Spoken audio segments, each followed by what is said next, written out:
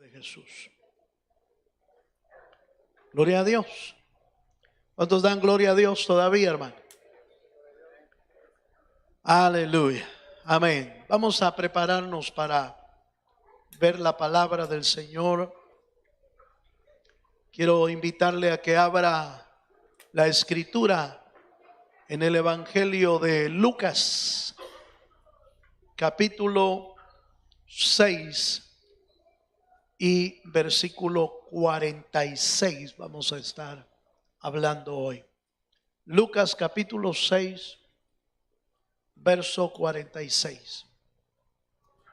Cuando usted lo tenga, dice amén. Gloria a Dios. Amén, hermano. Bien. Veamos aquí lo que dice la escritura. Dice: ¿por qué me llamáis Señor, Señor, y no hacéis lo que yo digo? Aleluya. Esa es la pregunta. ¿Por qué me llamáis Señor, Señor, y no hacéis lo que yo digo? El tema de hoy le vamos a titular el señorío de Cristo. Ese es el tema, el señorío de Cristo. Y vamos a comenzar con este pasaje. En primer lugar, entendiendo a quienes les estaba hablando el Señor. El Señor era muy famoso en su tiempo por los muchos milagros que hacía, por la palabra que daba con autoridad. Y entonces le seguía mucha gente. La Biblia dice, y le seguían multitudes. En varias ocasiones la Biblia refleja que eran muchos los que seguían al Señor. En esta ocasión el Señor está culminando el Sermón del Monte y finaliza exactamente con aquella famosa parábola de el que hizo su casa sobre la roca y el que hizo su casa sobre la arena. Y antes de dar esa conclusión, el Señor dice: ¿por qué me llamáis Señor, Señor, y no hacéis lo que yo digo? Está casi finalizando, pero el Señor logra vislumbrar en la multitud que le seguía tres tipos de personas que seguían al Señor. Las que aceptaban el señorío de Cristo, que vamos a entender el señorío de Cristo como la aceptación voluntaria. Ahora es voluntaria. La aceptación voluntaria de que Dios señoree, gobierne o reine sobre todas las áreas de nuestra vida. Cuando usted y yo le permitimos a Dios que Dios gobierne sobre nosotros sin exceptuar ninguna área, podríamos decir que el Señor es Señor de nuestra vida. Pero cuando no aceptamos que Él gobierne, o solo aceptamos una parte, la parte que nos conviene, y la parte que no nos conviene, no, entonces no podríamos decirle Señor a Él. Entonces, en ese ambiente, Jesús se dirige a tres tipos de personas que lo siguen y les dice: ¿por qué me dicen Señor si no hacen lo que yo digo? Se refiere a tres tipos: a los que aceptan el señorío de Cristo y obedecen a Dios. Ese es un tipo. Los que aceptan obedecer pero solo una parte y a veces no quieren obedecer. Ese es el número 2. Y número 3, los que rotundamente rechazan el señorío de Cristo y más aún se vuelven opositores de Cristo. Ese es el tipo de gente a la que el Señor le está hablando. Y hermano, increíblemente, ese tipo de gente, los tres tipos de gente, lo podemos encontrar a veces en los seguidores de Cristo hoy en día. Los que obedecen, los que quieren obedecer, pero a veces no lo quieren hacer, y aquellos que se vuelven opositores de Cristo. No es nada extraño que exista esos tres tipos de gente aún dentro de la iglesia, porque ya va a ver usted en la Biblia que la Biblia habla del trigo, de la cizaña, habla de la oveja y del cabrito, habla de los peces buenos y de los malos, y están en el mismo lugar. Pero quiera Dios, hermano, que usted y yo seamos de los que quieren obedecer a Dios y le dan a Dios su lugar como Señor en sus vidas. ¿Cuántos dicen amén?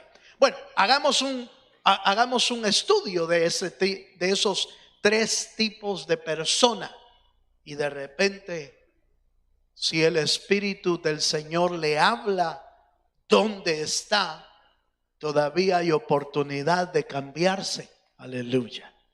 Y de ir a Dios, que cambia el corazón completamente, para volvernos de aquellos que quieren obedecer al Señor. Veamos la escritura en primer lugar. Hagamos un vistazo al primer tipo de personas, a los que obedecen al Señor. Número 1, veamos la palabra del Señor. Éxodo capítulo 21, versículos 5 y 6. Voy a usar este pasaje porque me va a servir de figura de los que quieren obedecer al Señor. Éxodo capítulo 21, versos 5 y 6. Aleluya. ¿Lo tiene, hermano? Dice así la palabra del Señor. Y si el siervo dijere: yo amo a mi Señor, a mi mujer y a mis hijos, no saldré libre, entonces su amo lo llevará ante los jueces y le hará estar junto a la puerta o al poste, y su amo le horadará, es decir, le hará un hoyo en la oreja con lesna, y yo le amaré, con lesna, y será su siervo. ¿Para cuánto? Para siempre. Voy a empezar a hablar acerca de los que obedecen al Señor usando esta figura del Antiguo Testamento. En el Antiguo Testamento había una ley. Los judíos, los israelitas, podían tener dentro de sus casas a los que le llamaban siervos o esclavos. En aquel tiempo hubo tiempo de esclavitud. Y Israel a veces tenía dentro de su casa algunos esclavos que por alguna razón estaban pagando algo. Pero la ley judía tenía una opción que dejaba libre al esclavo. Tenía que dejar libre al esclavo que ya terminaba de pagar su deuda, o había una fiesta en Israel que a tantos años, a los 50 años, había una fiesta que dejaban libre a todos los endeudados, a todos los esclavos, los dejaban libres. Era parte de la ley judía. Dios había pedido eso. Pero resulta que aquellos que eran esclavos y les daban el tiempo de la libertad para que se fueran, pero llegaban a amar tanto a su señor, fíjense, a su dueño, lo llegaban a amar tanto que entonces el esclavo podía optar y podía decir: miren, yo no quiero dejar de ser esclavo. Esto es un poco raro, hermano, ¿no le parece? Porque ¿quién no quiere dejar de ser esclavo? Pero parecía que los señores que lograban tratar al esclavo no como un esclavo, sino que llegaba a ser parte de la familia. Entonces el esclavo, cuando le daban la libertad, tenía la opción de decir: miren, yo no quiero irme de esta casa. Yo amo, por eso el texto comienza diciendo: yo amo a mi señor, amo a mi mujer, porque ya estaba casado quizás, y amo a mis hijos, y no me quiero ir de esta casa. Entonces el dueño tenía la obligación de ir con los jueces de Israel, abrirle un hoyo en la oreja al que había sido esclavo, con una lesna. Una lesna era una, ¿cómo le puedo decir? Un como clavo que servía para portillar la puerta, como aquellos clavos allá en nuestras casas. No sé si usted se acuerda que en nuestras casas a veces aquellas puertas de lámina, de madera, el seguro era un clavo que se metía así. ¿O no? ¿No se acuerda usted? No, por favor, no me haga quedar mal. Usted se acuerda si usted botaba la puerta. Entonces ese clavo significa, esa es la lesna.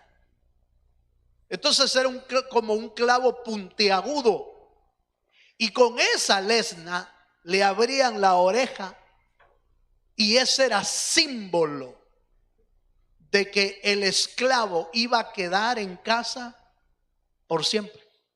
Pero lo hacía él voluntariamente y lo hacía por amor. ¿Cuántos me están entendiendo? Vaya. Entonces ahora, ¿por qué estoy usando esa figura? Porque nuestro Señor es nuestro amo, ¿sí o no? Él es el que compró nuestra vida por precio de sangre. Y no que nos haya hecho esclavos Él. Nosotros ya éramos esclavos del pecado y de la muerte. Solo nos compró. Y el que antes era nuestro Señor era el diablo. Pero vino Dios y pagó con su sangre nuestra vida, y nuestro nuevo Señor es Él. Pero ojo, pero no es cierto que usted decide si obedece o no obedece. No es cierto que con este Señor usted tiene la opción de hacer lo que usted quiere o hacer lo que Dios quiere. No es cierto que a veces nos damos el lujo de decirle a Dios: hoy no quiero ir al culto. Aleluya. Míreme para acá. No es cierto que a veces nos damos nosotros el lujo de decirle: Señor, no, hoy no quiero hacer nada. Hoy no quiero hacer tu voluntad. Hoy no te quiero servir. ¿Y para qué? Solo es de servir y servir y servir. Nos ponemos los moños nosotros. Solo el que ama al Señor entiende que esta esclavitud es por amor. Solo el que ama a Dios acepta el verdadero señorío de Dios sobre su vida y le dice: Señor, por amor yo no me quiero ir de tu casa. Señor, haz horádame la oreja, porque yo quiero ser como ese esclavo. Yo quiero ser esclavo tuyo por siempre. Pero es voluntario. ¿Cuántos me están entendiendo? Es voluntario. Entonces aceptar el señorío de Dios no es a la fuerza. Y mire, hoy cantábamos: no es por fuerza, aleluya, ni con poder, sino por el Santo Espíritu de Dios. Ahí se está refiriendo a cómo es que uno gana las batallas. Pero en esto es igual. No es a la fuerza. Dios no quiere ningún creyente a la fuerza. Es voluntario. Esto es que usted y yo amemos al Señor y aceptemos voluntariamente su señorío sobre nuestras vidas. Amén, hermano. Vaya, habiendo dicho esto, veamos lo que la Escritura nos dice en Mateo capítulo 7, versículo 21. Y es tremendo esto, porque al final de los tiempos también algunos le van a decir: Señor, pero nosotros te decíamos Señor. Sí, pero no aceptaron el señorío. Una cosa es decir Señor y otra cosa es aceptar el señorío de Cristo en nuestra vida. Mateo capítulo 7, versículo 21, dice así la Escritura: no todo, así dice, hermano, su Biblia. No todo el que me dice Señor, Señor, entrará en el reino de los cielos, sino el que hace la voluntad de mi Padre que está en los cielos. Esto nos lleva a una verdad tremenda, que el aceptar el señorío de Dios en nuestra vida incluye una vida de obediencia a Dios. Por favor, no quiero que me vaya a malinterpretar y uno diga: hermano, pero eso es imposible. ¿Quién va a obedecer al Señor por completo? Bueno, el primer ejemplo más claro y bíblico es nuestro Señor Jesucristo. Él obedeció a Dios. ¿Cuántos dicen amén? Lo obedeció en todo sentido. Ahora, ¿podría ser entonces que aquellos que aman a Dios y aquellos que quieren obedecer a Dios a veces fallen? Sí, sí se puede. No se debería de hacer, pero muchas veces podemos fallar. Pero una cosa es fallarle a Dios y otra cosa es, hermano, que deliberadamente procuremos fallar en nuestra vida. Son dos cosas diferentes. Una cosa es fallarle a Dios y por error pecar, y otra cosa es deliberadamente buscar el pecado. Son dos cosas diferentes.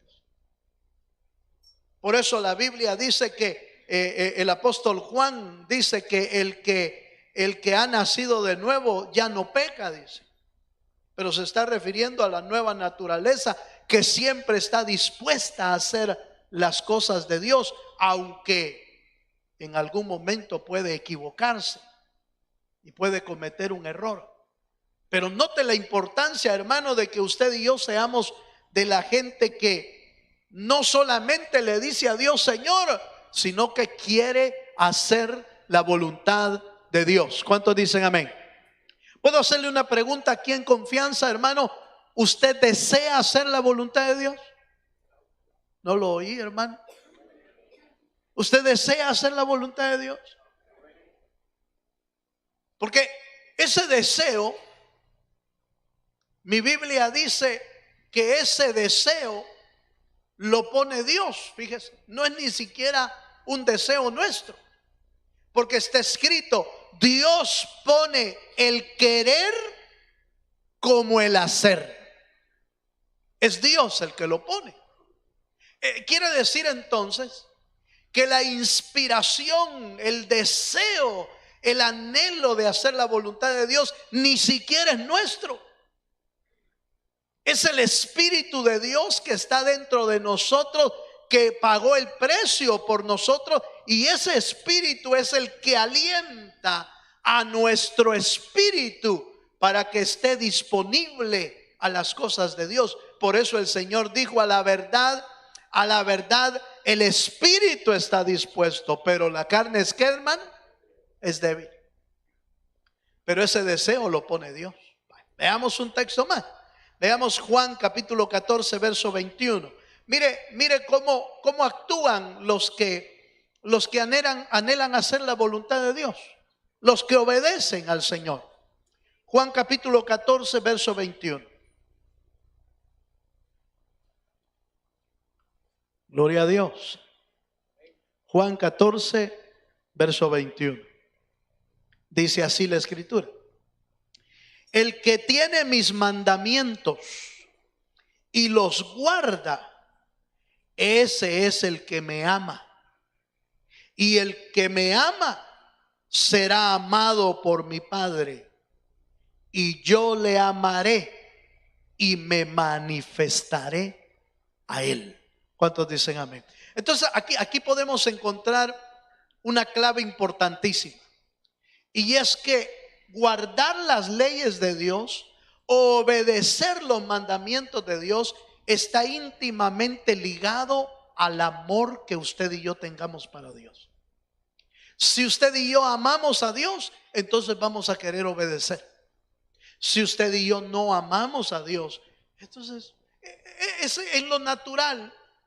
En lo natural tenemos ejemplo. ¿No es cierto que lo que uno ama lo cuida, hermano? ¿Verdad que sí?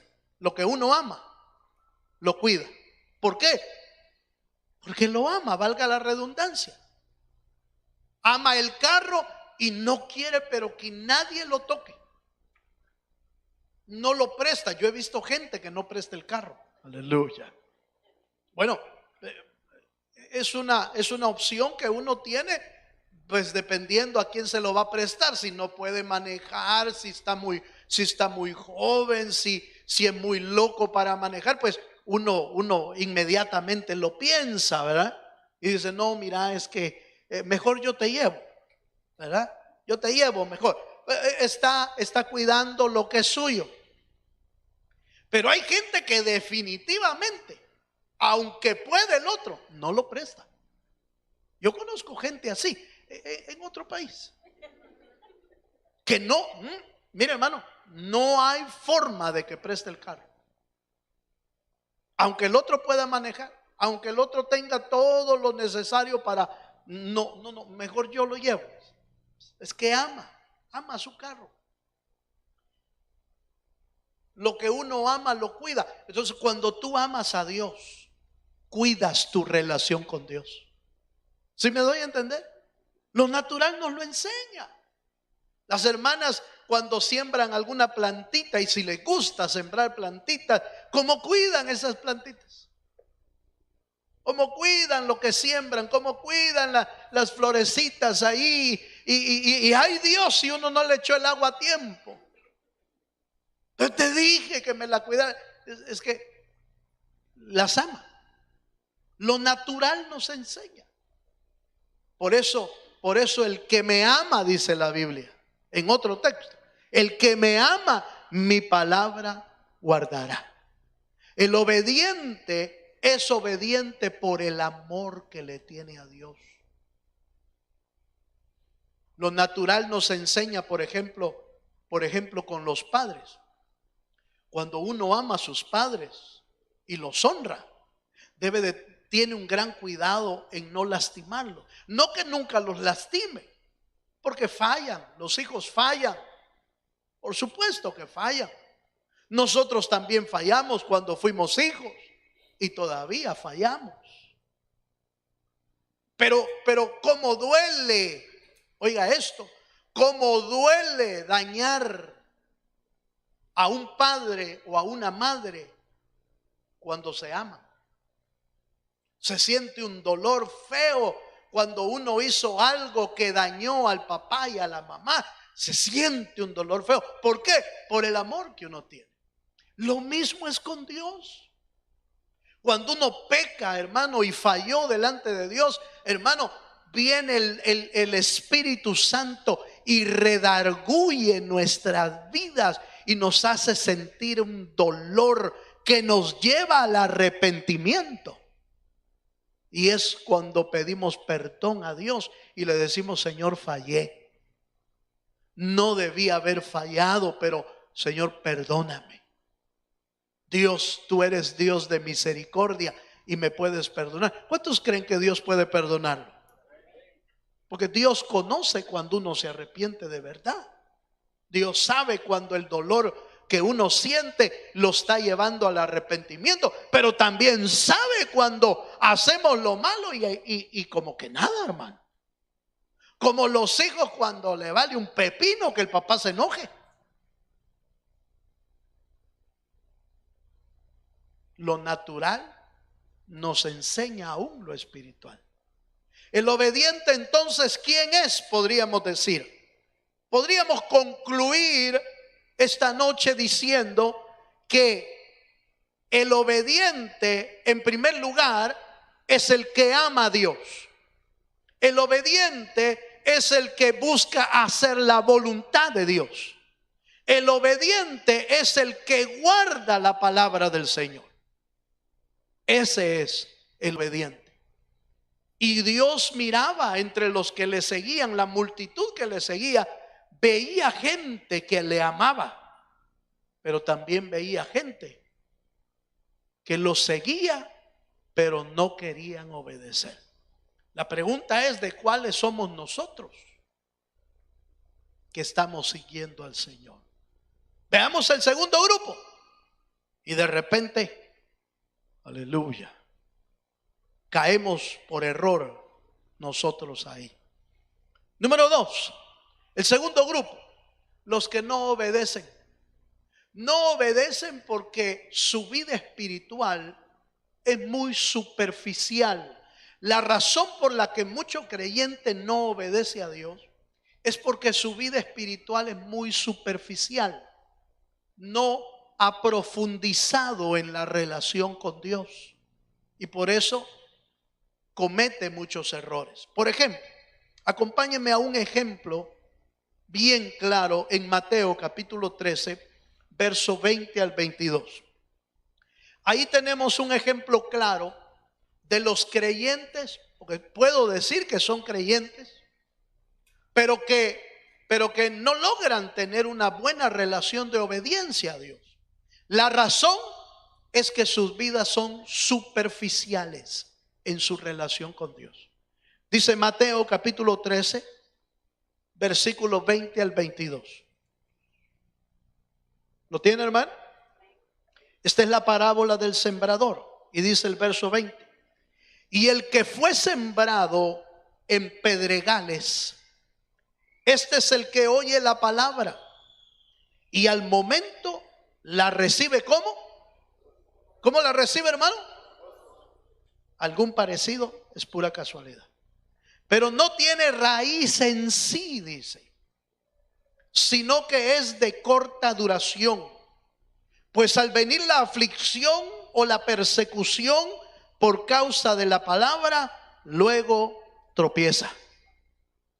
El que fue sembrado entre espinos es el que oye la palabra, pero el afán de este siglo y el engaño de las riquezas ahogan la palabra y se hace ¿cómo? Infructuosa. Aquí tenemos dos ejemplos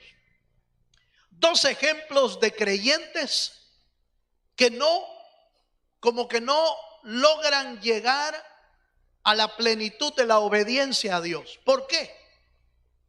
Porque unos son aquellos que les gusta oír la palabra y dice que la reciben con gozo. La reciben con gozo. A veces hasta son de aquellos que más dicen: amén, hermano, amén, gloria a Dios, aleluya, alabado sea Dios. Fíjense, dice, el plano este está cañón, diciendo. Pero al ratito ya está igual, ya no caminó. Es porque la semilla, dice, fue sembrada en piedras, sobre piedras. Y entonces lo que sucede es que la raíz sale de la semilla, pero no logra encontrar tierra profunda, sino que se queda entre las piedras, entre la poquita tierra que está entre las piedras. Y logra la raíz apenas Agarrar un poquito de tierra y alimentarse un poco y la semilla brota y la plantita parece que va para arriba, pero como no tiene raíz profunda, ese es el problema. No tiene raíz profunda. Cuando el sol sale, el sol de la prueba, el sol de la aflicción, entonces la plantita no logra sostenerse firme, sino que sucumbe ante la prueba, se marchita y se muere. Así son muchos creyentes que oyen la palabra, pero no tienen una relación profunda con Dios. No se introduce su raíz hasta encontrar el agua de vida, que es Cristo.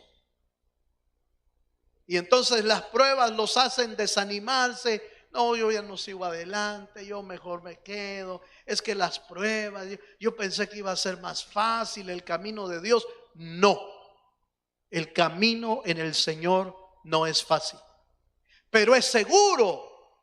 Si uno va con Cristo, es seguro ese camino. Es el único camino. La otra semilla dice que cayó entre espinos, y el afán de este siglo ahogaron la plantita, ahogaron al creyente. Entonces, hermano, entonces el culpable no soy yo que no obedezco a Dios. El problema es el afán. El problema es los afanes de la vida, la riqueza de este mundo, las pruebas. No. Usted como creyente tiene la obligación de cultivar una relación profunda con Jesucristo, nuestro Señor. Usted como creyente tenemos la obligación delante de Dios de procurar tener una relación íntima con nuestro Señor. Ayer leíamos un texto en el área de discipulado, aquel texto que dice Pablo: yo como perito arquitecto puse el fundamento en algunos creyentes, y otros regaron, otros edificaron en la vida de los creyentes. Pero dice el texto, pero cada uno mire cómo que sobreedifica. En otras palabras, Cristo Jesús puso el fundamento en nuestra vida. Los ministros, los pastores están dando palabra para que usted sea edificado, pero cada uno tiene la responsabilidad de velar cómo está sobreedificando su vida sobre la roca inconmovible que es Jesucristo. ¿Cuántos dicen amén? En otras palabras, nadie podrá llegar a decirle al Señor: Señor, es que los pastores no hicieron bien el trabajo. Pero tú tenías una obligación. Tú tenías que velar por tu relación con Cristo. Tú tenías que velar porque tu alimento fuera el sano. Tú tenías que velar por entenderme y entenderme en las Escrituras. Por eso todos, mire hermano, bendito sea el Dios del cielo, que a estos días y a estas alturas todos tenemos acceso a la bendita palabra del Señor. ¿Alguien no tiene Biblia? Si usted no tiene Biblia, díganos, le vamos a conseguir una. De todos modos, los hermanos aquí las dejan. Dele un aplauso al Señor si se anima. Aleluya. Si es cierto, aquí encontramos a veces algunas, y unas bien bonitas. Yo tengo una guardada ahí. Tengo una guardada que está nueva.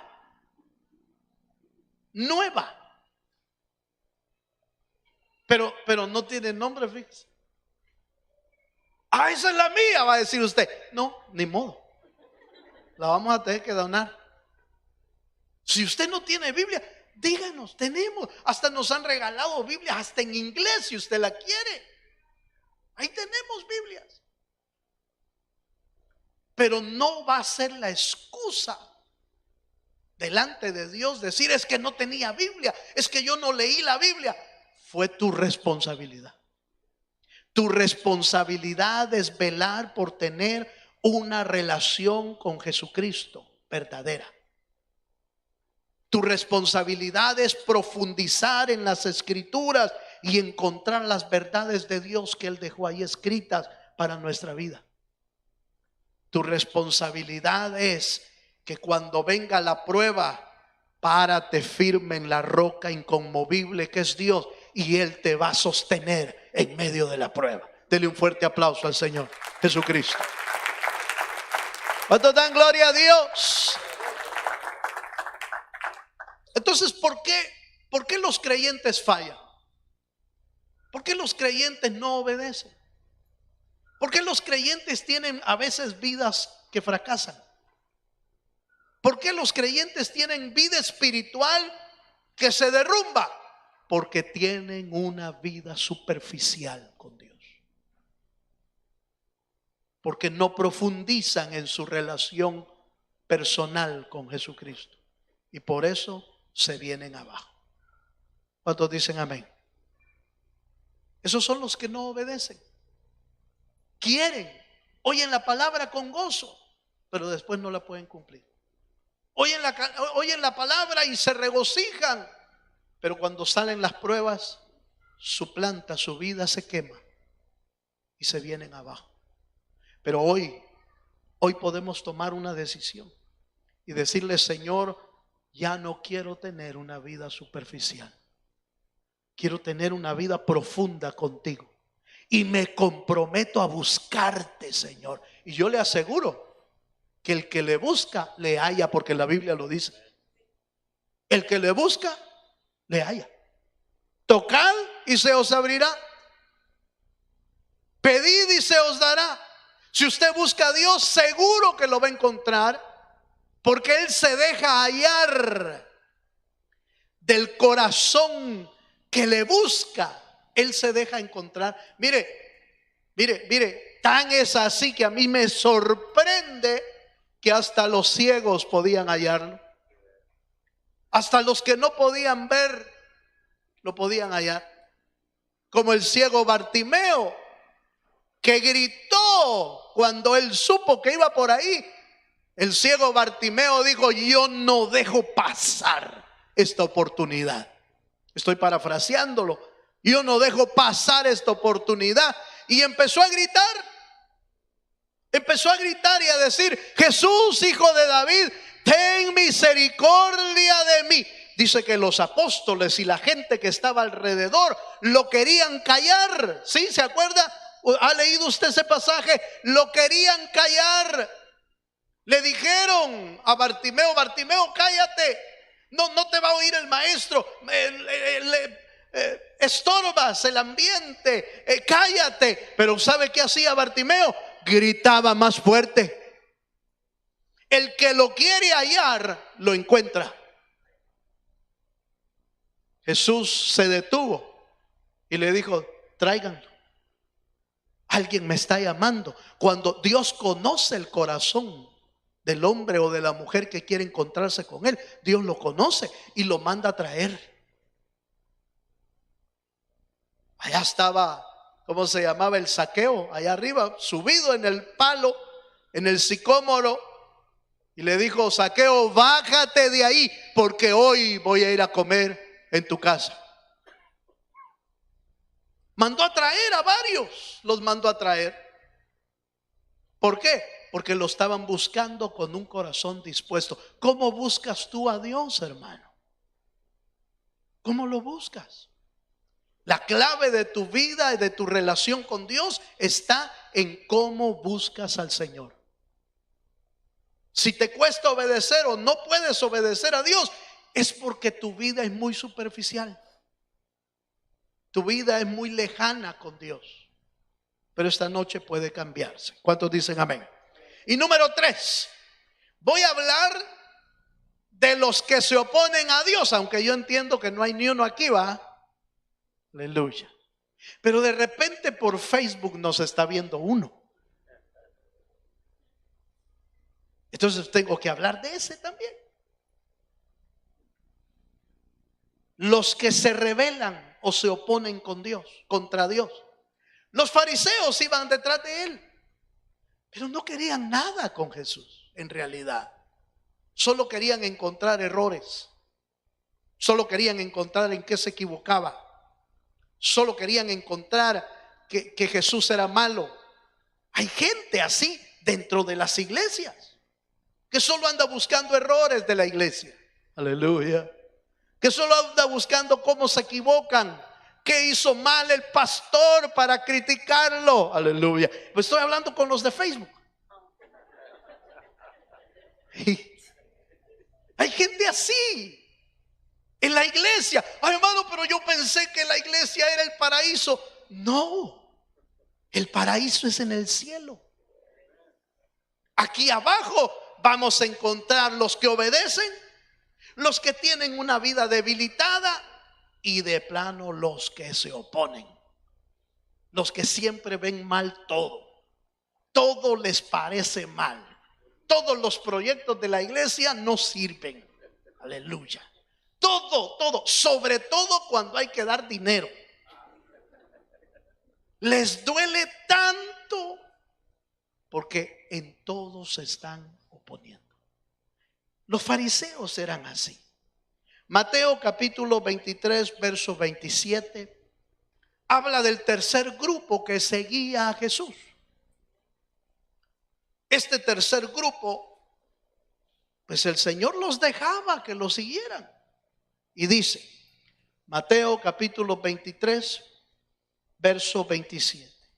Ay de vosotros, escribas y fariseos, oiga, esta es una palabra fuerte, hipócritas, porque sois semejantes a sepulcros blanqueados, que por fuera a la verdad se muestran hermosos, mas por dentro están llenos de huesos de muertos y de toda inmundicia. Al leer este pasaje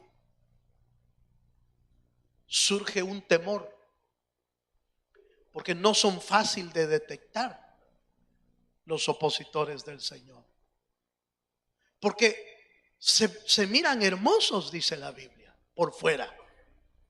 Se miran hermosos por fuera. Parecen santos, hermano. Parece que no hacen nada malo. Pero por dentro llevan muerte adentro. El apóstol Pablo logró ver algunos de ellos y nos da algunas instrucciones a nosotros los creyentes. Mire, por ejemplo, acompáñeme a Romanos capítulo 16, verso 17. El apóstol Pablo logró ver que entre los seguidores en la iglesia había gente que oía al Señor, que amaba al Señor, gente que le costaba porque no tenía una relación profunda con Dios, pero también vio gente que llevaba el propósito de destruir las obras de Dios. Debemos tener cuidado con ese tipo de gente. Romanos 16, verso 17 y 18. ¿Lo tiene, hermano? Dice, mas os ruego, hermanos, que os fijéis en los que causan ¿qué? Note por favor que les está hablando a los hermanos. Os ruego, hermanos, que os fijéis en los que causan divisiones y tropiezos en contra de la doctrina que vosotros habéis aprendido. ¿Y qué dice, hermano? Que os apartéis de ellos, porque tales personas no sirven a nuestro Señor Jesucristo, sino a sus propios vientres, y con suaves palabras y lisonjas engañan los corazones de los ingenuos. Note por favor, hermano, que el apóstol Pablo instruye que tengamos cuidado con la gente que quiere dividir el cuerpo de Cristo, con la gente que quiere dividir las iglesias, los grupos de las iglesias, los que quieren causar divisiones aún en su casa, en su familia. que nos dice que nos apartemos de ellos. ¿Por qué? Porque van a dañar nuestra vida espiritual. Note por favor que no dice que ignoremos, como que no existen. No dice el apóstol Pablo eso. Hermanos, no escribe el apóstol Pablo: hermanos, no tengan pena, en la iglesia solo ángeles hay. No dice eso. Sino dice: hermanos, fíjense en aquellos que quieran hacer división. Fíjense en aquellos que causan tropiezo en la doctrina de la palabra. Fíjense en ellos y aléjense de ellos. Esa es la instrucción. Hacemos mal cuando usted y yo ponemos atención a personas que quieren destruir nuestra familia o que quieren destruir algo en la iglesia. Hacemos mal en ponerle atención, y peor si vivimos comiendo con ellos. Debemos ser cuidadosos. No solamente pueden destruir nuestra vida espiritual, sino que pueden destruir a un grupo de iglesia. Note que el apóstol no nos pide que lo ignoremos. Hagan como que todo va bien, hermano. No nos pide eso. Fíjense y apártense de ellos. Hay un texto más terrible. Acompáñenme a 1 Corintios capítulo 5, verso 11. Mire, este texto está así como cardíaco, dirían, pero está en la Biblia. 1 Corintios capítulo 5, versículo 11.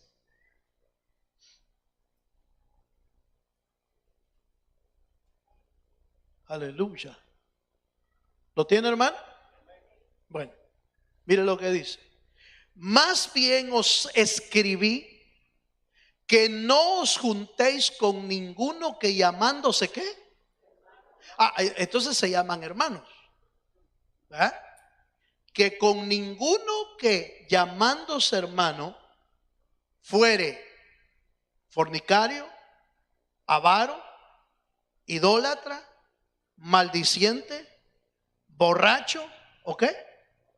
O ladrón, con el tal. ¿Qué dice, hermano?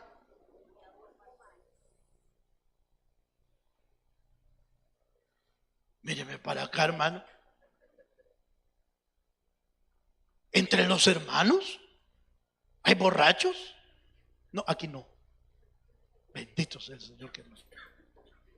Pero de repente dice: uy, ¿habrá eso, hermano? Sí, podría ser. Y debe de tener cuidado. Y se llaman, ¿cómo dice, hermano? Hermanos. El gran poder de Dios, hermano.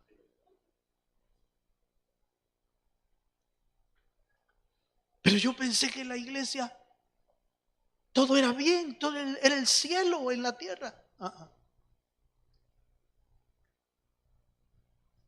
Uno debe de aprender a vivir dentro de la iglesia.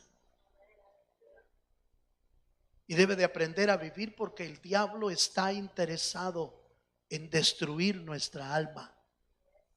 Y podría ser que un caso de este tipo podría hasta destruir mi alma. ¿Por qué? Porque diría: uy, hermano, entonces yo vi a alguien que un día estaba tomando, ya no voy a la iglesia. ¿Esa es la actitud correcta? No. La actitud correcta es seguir buscando a Dios. No te juntes con el que anda tomando, punto. No te juntes con el que está fumando. No te juntes. No te juntes con el que está haciendo lo malo. No te juntes, nada más. ¿Para qué? Para que no te vaya a contaminar. Ahora, si usted tiene la capacidad, también el apóstol Pablo enseña que si uno ve a su hermano pecar, dice la Biblia, si uno ve a su hermano pecar, entonces uno puede ir con su hermano y llevarlo al arrepentimiento. ¿Sí me estoy dando a entender? Uno puede ir donde su hermano y decirle: hermano, vi que estabas haciendo esto y esto y esto y esto. Yo te llamo, te invito al arrepentimiento y que cambies tu manera de vivir. Y si cambia la manera de vivir, habrás ganado a tu hermano. ¿Sí? ¿Sí me doy a entender? Pero si después que hiciste eso, aquel sigue bolo, entonces déjalo. Entonces hazlo a un lado. No se ponga a decirle a todos los hermanos, vi a fulano. No, ve donde tu pastor y dile a tu pastor, yo vi esto y esto y esto. ¿Sí lo viste? Sí, lo vi. ¿Por qué lo tengo que hacer?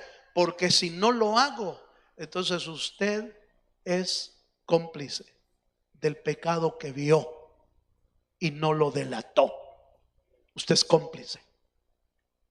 Y usted lleva el mismo pecado de aquel que cometió. Eso dice la Biblia. Levíticos capítulo 5. Dice que cuando uno ha visto a alguien y no lo dice a la autoridad pertinente, entonces uno es cómplice con el que pecó. Aleluya. Pero si usted veo pecar a alguien, algún hermano, no se trata de irlo a contar a todos. Vaya donde el que tiene que ir, que es la autoridad, ya sea un líder o un pastor, para que ellos tengan que solucionar la situación. Eso es lo que uno tiene que hacer. Y si no se arregla, entonces no te juntes con ellos, para que no contaminen tu vida y no vaya usted a terminar haciendo lo mismo que aquellos. ¿Cuántos me están entendiendo, hermano? Yo lo vi que se quedó serio. Se quedó así como, pero hay que hacerlo. Yo voy a terminar. Aleluya. Vamos a terminar. Romanos capítulo 16, verso 19 y 20. Y si quiere se pone de pie para que ya vaya viendo que voy a terminar. Y lo leemos juntos así de pie. Romanos 16, verso 19 al 20.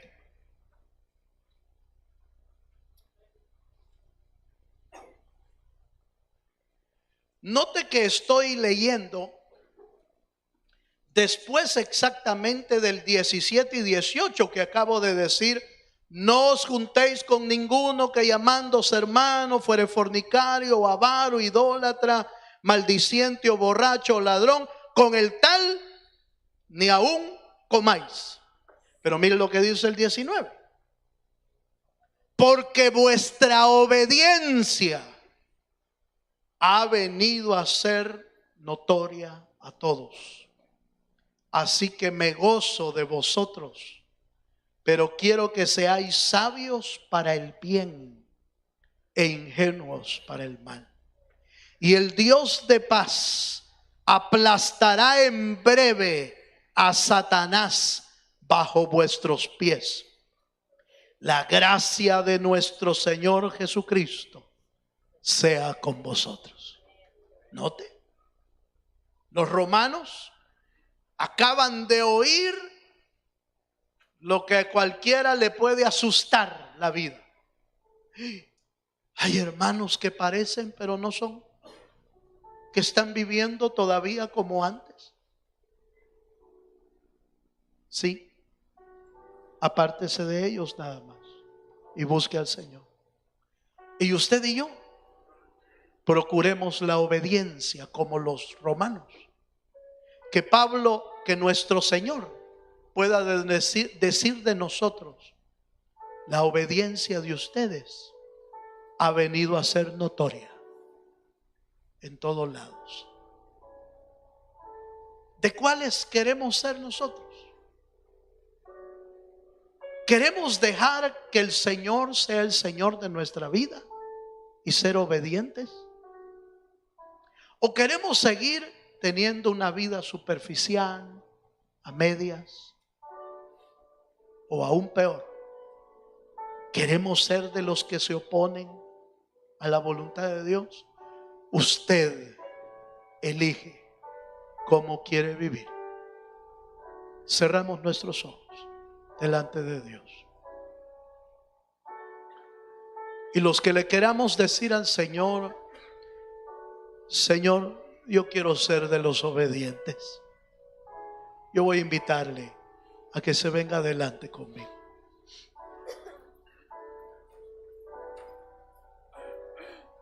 Si sientes que tu vida es muy superficial, véngase.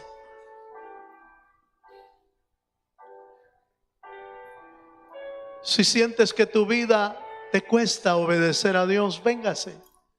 Venga a decirle a Dios: quiero tener una mejor relación contigo. Quiero ser de los que te obedecen, Señor. Quiero ser de los fieles. 3 tipos de personas seguían a Jesús: los que obedecen, los que a veces les cuesta obedecer, y los que se oponen a hacer la voluntad de Dios. Esta noche podemos iniciar una vida más profunda con Dios.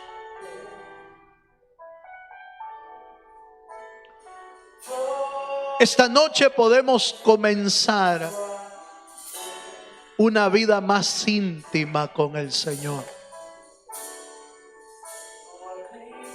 Una vida verdadera.